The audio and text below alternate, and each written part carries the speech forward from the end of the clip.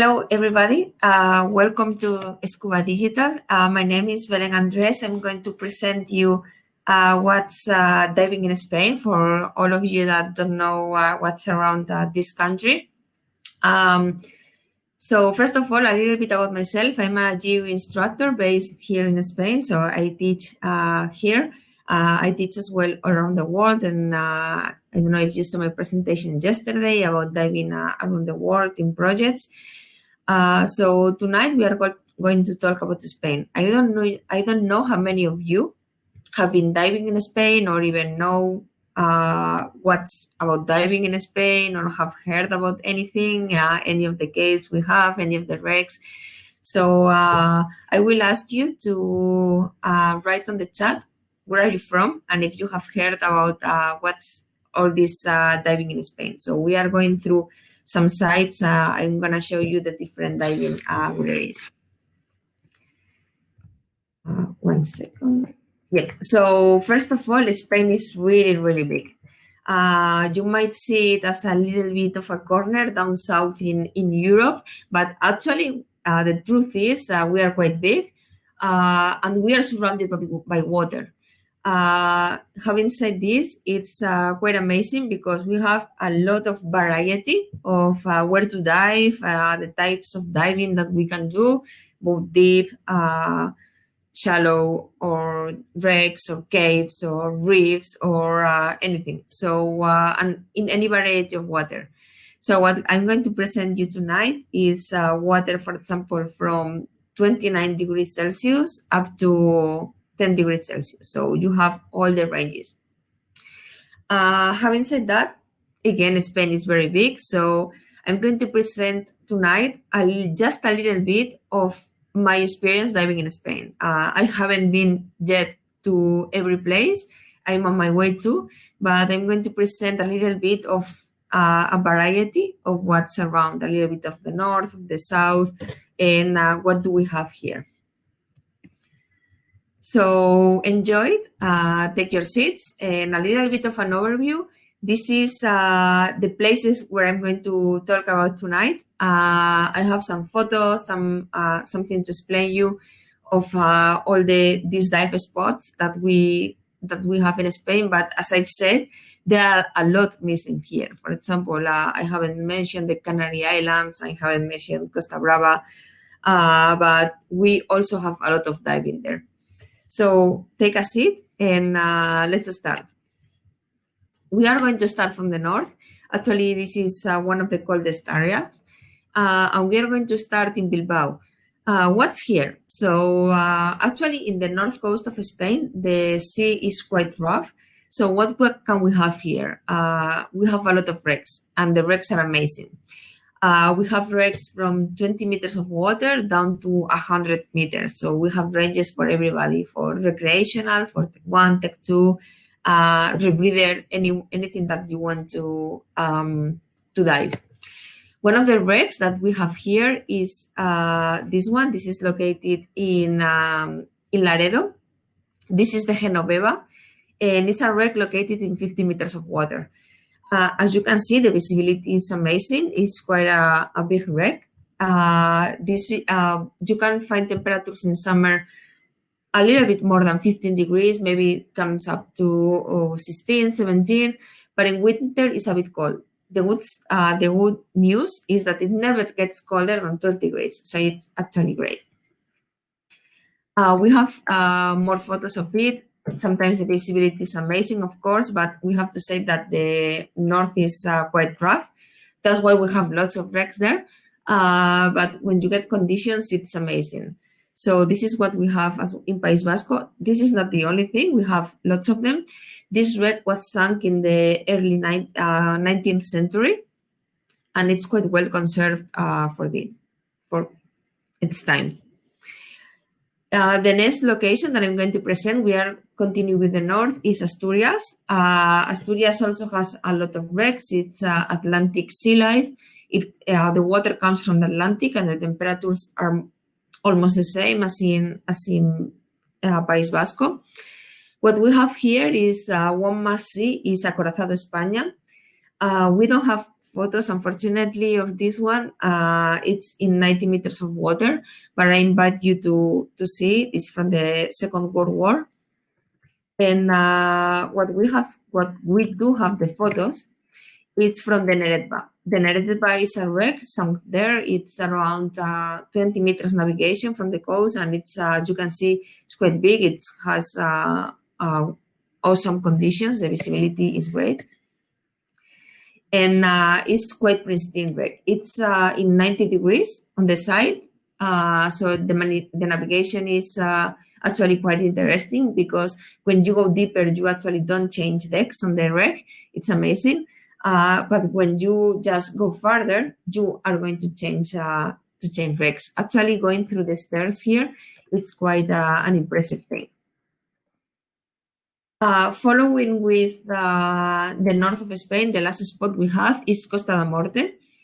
Costa da Morte means in Spain coast of death, and this is because actually the Atlantic Sea and the Cantabric Sea, which is here in the north, the one I presented you, the Bay of Biscay, they come close together.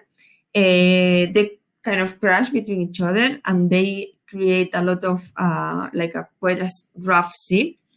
And actually, there are hundreds and hundreds of wrecks sunk there. From GUE, we have Project Baseline there. What we are doing in Project Baseline, we are documenting and recognizing these wrecks. Most of them, they are not really identified, so it's quite an amazing scene. The photos are not awesome from this one, just because the visibility is not great either. It comes from the rough sea, but this is one of the beauties of it. It has quite an amazing atmosphere, and actually it gives time and it gives space to the exploration that we can do there. We are approaching the south, and we are going to switch to another location in another type of diving, which is caves. Probably some of you have heard about Pozo Azul. It's one of the longest, actually the longest cave in Spain, sorry, in Europe. And it's an amazing cave. It's still in exploration. We still don't know the end. The end is just reached because the limitation of equipment and limitation of people that actually can go there. But at the moment, it's the longest cave in Spain. So this is the entrance of Pozo Azul. You can see like a beautiful, beautiful lake. Underwater is 11 degrees, and it's such a beautiful cave that it's quite amazing to see as well. Now we are moving down to the south, and we are moving to Alicante. So we are starting with the south. The water is warmer. You can see here now 25 degrees in the summer, a little bit less than 20 degrees during winter, especially in depth. We have here also a Project Baseline, which is Project Baseline Costa Blanca. And what we can see in Alicante, we can see lots of wrecks. Actually, they are sunk in all recreational depths. You can go from recreational up to 60, 70, 80 meters of water. You have all ranges. And actually, the visibility is amazing. This photo that you can see is a patch with Gorgonian trees. This photo was taken in 50 meters of water, and it's during Project Baseline Costa Blanca. What we are doing there is to monitor the Gorgonian trees, which actually in this area only grow on a little patch of rocks, and we are documenting them and exploring them, taking measurements and taking some scientific data from them. One of the special things about these Gorgonian trees is that it's a very rare species because it's only yellow. Usually Gorgonian trees are red and yellow, but these ones are only yellow. So we are collaborating with scientists to study these Gorgonian trees. The visibility as well is quite amazing. This photo was taken only 1 month ago, and this is coming from the decompression. This is in the decompression stop coming from the Gorgonian trees that you have seen before. So going just a little bit south, just 1 hour driving from Alicante, we find Murcia. And in Murcia, we have lots of stuff to see. Actually, in my opinion, is one of the best places to dive in Spain. Why? Well, actually, in one day, you can do reef diving up to from 6 to 70 meters. You can do wreck diving, wrecks from the Second World War, and actually you can do cave diving. And all of these places are super special. The marine reserve that we have in the reef is one of the oldest in Europe, and it's amazing. Also, we have a lot of wrecks. The photo that I'm showing here is the Stanfield wreck, which is from the Second World War. It's 120 meters long, and it sank in 60 meters of water. This photo is from the marine reserve. Actually, it might seem as the perspective, but the sea basses are bigger than a person.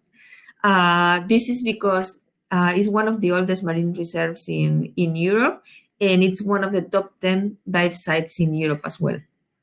What you can do as well here? Well, you have the third point of the triangle, which are caves. So this cave is Cueva del Agua. Cueva del Agua is located in the nearby of Cabo de Palos in La Zoia, only about half an hour driving. And what's special about this is the only cenote in Europe. The water is 29 degrees. It's a thermal cave. It's still in exploration. Up to now, it's around, with all the galleries, 5 kilometers, but it's still going and going and going.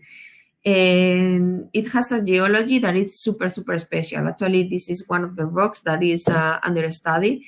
And sometimes in the cave, in your dive, you can find these super white rocks that are amazing.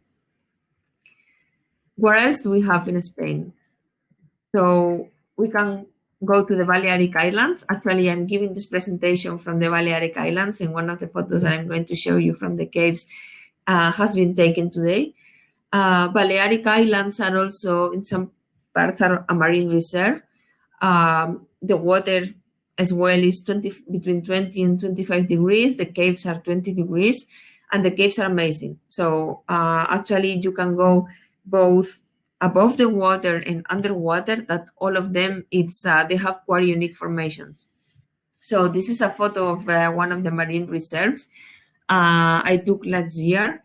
And this photo, for example, from the caves is taken today. This is in Sagrera Cave, and it's one of the galleries that is quite pristine. And it's very small and super, super special.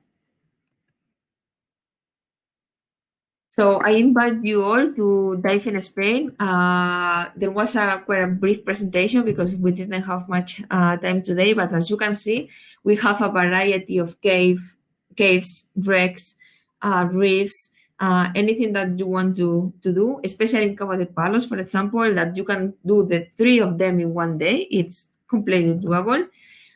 We have a huge GUE community here as well in Spain, in the south. It's growing all around the country. And I invite you actually to join our social media, both on Instagram and on Facebook. Join our events and join our presentations, and especially our projects. So thank you so much for your attention. And I will be online for some minutes. If any of you have any question, and I will be later as well in the GUE booth if you want to pass by there. Thank you.